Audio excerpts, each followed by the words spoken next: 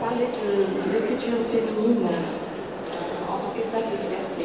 Mais il y a une différence énorme entre une liberté qu'on vous donne et une liberté que vous octroyez.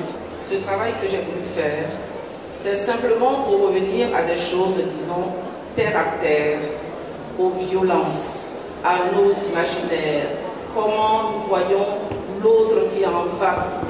Quand on parle de divorce, on nous donne des chiffres. Mais pourquoi donc divorçons-nous? C'est bien parce que quelque part, les mots nous manquent. Il y a des non-dits. Et quand les non-dits s'accumulent, qu'est-ce qui se passe? Finalement, on ne s'entend plus, simplement parce qu'on ne se parle plus. Voilà, moi c'est ça que j'appelle le vécu. C'est ça le réel.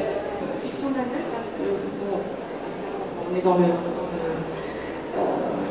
l'espace fictionnel du texte, mais c'est surtout la fiction de l'infaisabilité d'un deuil impossible. C'est un récit à deux voix. Il y a la voix du fils qui convoque la mémoire du père et la voix du père qui se déploie aussi à travers des écrits qu'il a laissés, où justement cette mémoire que l'enfant garde en lui. Et donc c'est un récit à deux voix qui se déploie un peu en écho, quand par association d'idées, un mot qui renvoie à la mémoire de l'autre. Pour revenir à Inès Soubi, je vais citer l'incipit. C'est la phrase qui pour moi résume tout le livre. C'est Inès Soubi, la vie aspire sans retenue nos heures, des heures miel de sapin ou fleurs de sel. Donc voilà, que les heures de notre existence soient agréables ou désagréables, la vie les aspire. Et la vie, elle est inassouvie. Elle prend tout ce que nous avons à donner et même ce que nous n'avons pas. Donc la vie, elle nous engloutit.